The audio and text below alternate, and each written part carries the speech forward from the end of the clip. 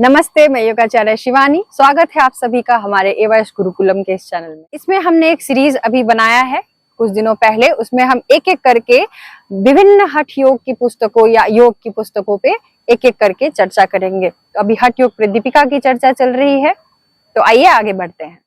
योग में आगे बढ़ने के लिए बहुत सारी चीजें हैं जो हमें ध्यान में रखना जरूरी है, खासकर हठ योग में। हमारे बात व्यवहार में, हमारे जीवन शैली में बहुत सारी चीजें ऐसी हैं जो हमारे योग के रास्ते में बाधक भी बन सकती है।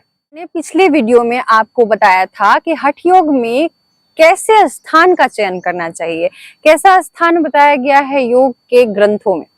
तो मैंने हठ योग प्रदीपिका नामक पुस्तक का रेफरेंस लिया। इस बार भी मैं उसी पुस्तक के अन्य श्लोक की चर्चा करूंगी।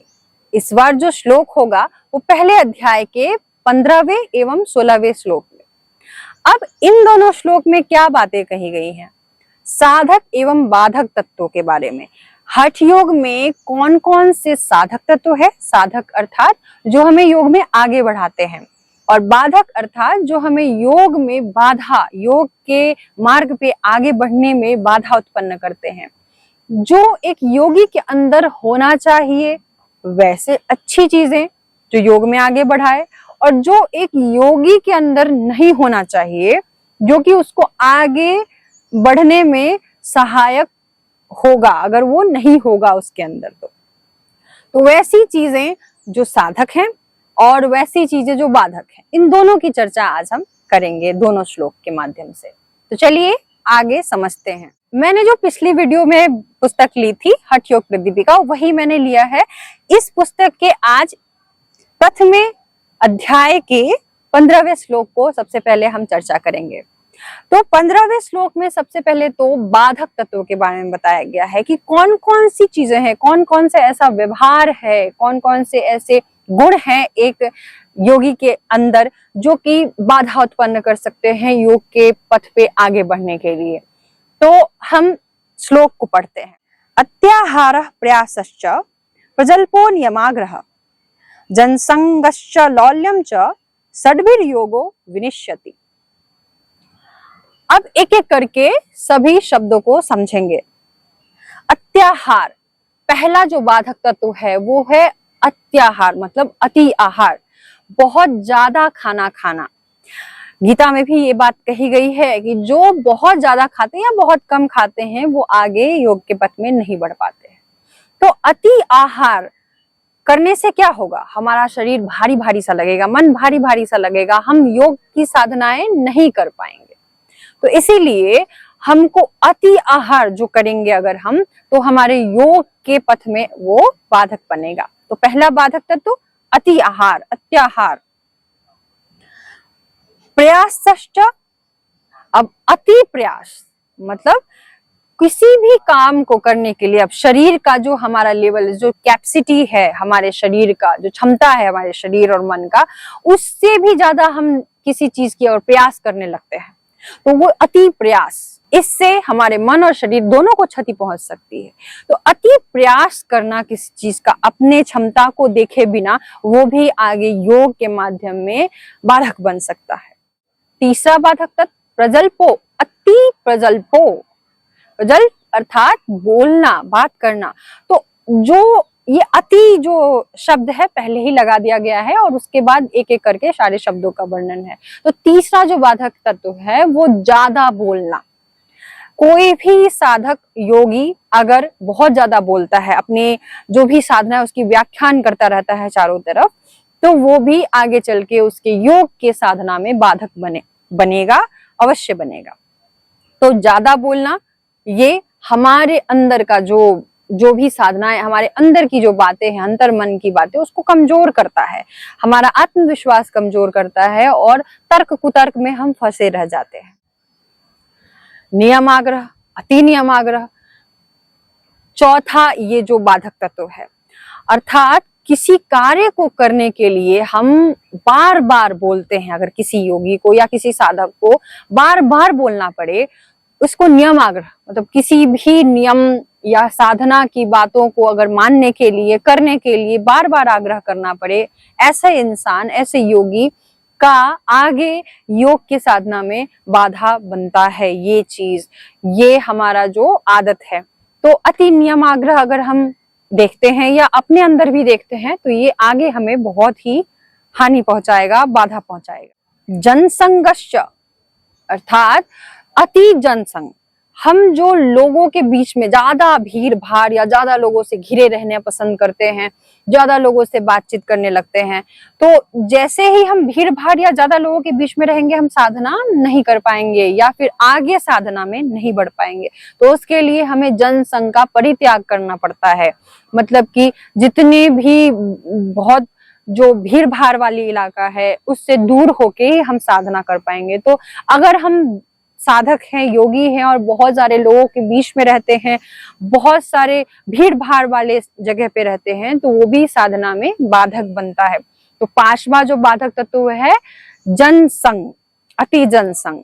लौल्यम च, छठा जो बाधक तत्व है वो है मन का बहुत ज्यादा चंचल होना। मन का बहुत ज्यादा चंचल होने से क्या होगा कि हम कभी किसी एक दिशा में बढ़ना चाहेंगे, कभी दूसरी दिशा में बढ़ना चाहेंगे, तो एक कोई निर्दिष्ट दिशा, जो एक स्थायी दिशा, वो हम नहीं निर्धारण कर पाएंगे और जिसके कारण आगे योग में नहीं बढ़ पाएंगे। तो ये छठा बाधक तत्व है। तो इस प्रकार 6 बाधक तत्व बताए गए हैं हठ योग प्रदीपिका के प्रथम अध्याय के 15वें श्लोक में। और ये 6 जो बाधक तत्व हैं योग के साधना में हमें आगे बढ़ने में रोकते हैं। अगले श्लोक में हम बात करते हैं योग के साधक तत्व। क्या क्या व्यवहार, क्या क्या आदतें हमारे अंदर होना चाहिए, एक योगी के अंदर होना चाहिए, जिससे वो योग में आगे बढ़ेगा, अवश्य बढ़ेगा। तो चलिए बढ़ते हैं आगे। श्लोक को पढ़ते हैं। सबसे पहले प्रथम अध्याय के 16वें श्लोक को पढ़ते हैं। उत्साहात साहसात धैर्यात तत्वज्ञानाच निश्चयात जनसंग परित्यागात तद्भिर योगः प्रसिद्ध्यति। अर्थात सबसे पहला जो शब्द है वो है उत्साहात। एक योगी के अंदर सबसे पहले तो उत्साह होना आवश्यक है। मतलब हमने कोई पथ अगर चुना है योग में आगे बढ़ने के लिए, तो हमारे अंदर सबसे पहले तो आगे बढ़ने की लालसा होनी चाहिए। तो उत्साह अपने अंदर होना आवश्यक है। यही चीज हमें, अगर हम किसी साधना में विफल होते हैं तब भी हमारा अगर उत्साह बना रहता है तो हम फिर से प्रयास करते हैं। तो ये सबसे पहला साधक तत्व है। साहसात, साहस दूसरा साधक तत्व, साहस। ये हम किसी चीज, मान लीजिए कि हम किसी स्थान पे हठ योग कर रहे हैं और वहां पे किसी कोई विपदा आ गया या कोई जीव जंतु आ गया और उससे हम डर के भाग गए। तो अगर उस समय हमारे अंदर साहस नहीं होगा तो हम उस विपदा से सम्मुख नहीं हो पाएंगे और हम फिर भागते रहेंगे। तो अपने अंदर साहस होना बहुत जरूरी है किसी भी विपदा को देखना, सम्मुख होके उससे आगे बढ़ने के लिए। तो दूसरा साधक तत्व साहस। तीसरा धैर्य, धैर्य हमारे अंदर, हम जब भी साधना में आगे बढ़ते हैं तो बहुत बार हम कोई भी साधना करते हैं उसका फल हमें तुरंत से नहीं मिलता है। खासकर योग में फल तुरंत से नहीं मिलता है, हमें बहुत साधना करना पड़ता है। तो धैर्य का होना, मतलब पेशेंस, धैर्य अगर हम बना के रखेंगे, सिर्फ कर्म करते जाएंगे तो फल अपने आप ही मिलता चला जाएगा। तो तीसरा जो साधक तत्व धैर्य है वो होना आवश्यक है। चौथा साधक तत्व तत्व ज्ञानात, तत्व ज्ञान। हम जिस दिशा में बढ़ रहे हैं, हठ योग में अगर आगे बढ़ रहे हैं और हठ योग का हमें कोई ज्ञान नहीं है, कोई भी जो थ्योरेटिकल नॉलेज जिसको बोलते हैं, जो लिखित ज्ञान होता है किताबों में, पुस्तकों में, ग्रंथों में, वो नहीं है, तो हम प्रैक्टिकल जो होता है वो नहीं कर पाएंगे, हम उसको जीवन में नहीं उतार पाएंगे। तो तत्व ज्ञान, हम आखिर करने क्या जा रहे हैं उसके बारे में हमें पूरा ज्ञान होना आवश्यक है और उसी को तत्व ज्ञान कहते हैं। जिस रास्ते में हम आगे बढ़ रहे हैं उसका ज्ञान होना आवश्यक है और तभी हम उसको जीवन में उतार पाएंगे। तो ये है चौथा साधक तत्व, तत्व ज्ञान का होना। पांचवा है निश्चयात, मतलब अगर हमने जान गए हम कि हमारा ये तत्व ज्ञान है, हमें यहाँ तक पहुंचना है, तो उसका निश्चय, दृढ़ निश्चय होना बहुत आवश्यक है कि हाँ हम यहाँ तक पहुंच के ही रुकेंगे। तो ये पांचवा जो हमारा साधक तत्व है कि दृढ़ निश्चय का होना, अपने अंदर एक डिसीजन मेकिंग पावर जो है वो होना आवश्यक। छठा, जन संग परित्याग। जैसे कि पहले ही श्लोक में हमने, इसके पहले श्लोक में जाना कि एक साधक बहुत सारे लोगों के बीच में घिरा रहेगा तो साधना में आगे नहीं बढ़ पाएगा। तो साधक तत्व में जन संग परित्याग, ये छठा साधक तत्व है, वो आवश्यक है। हमें भीड़ भाड़ के जगह से दूर जाना होगा। इसीलिए आपने देखा होगा कि पुराने जमाने के ऋषि मुनि किसी बाहरी, किसी दूर दराज एरिया में जाके गुफा में बैठ के अकेले साधना किया करते थे। तो लोगों से दूर होना, अगर आप ऐसे, हम सामाजिक जानवर है, हम समाज से दूर नहीं जा सकते हैं, फिर भी हम जब भी साधना करें तो कोशिश करें ज्यादा से ज्यादा लोगों से दूर रहें और किसी एक स्थान पे आराम से अकेले में बैठ के साधना करने की कोशिश करें। तो ये 6 साधक तत्व कहे गए हैं।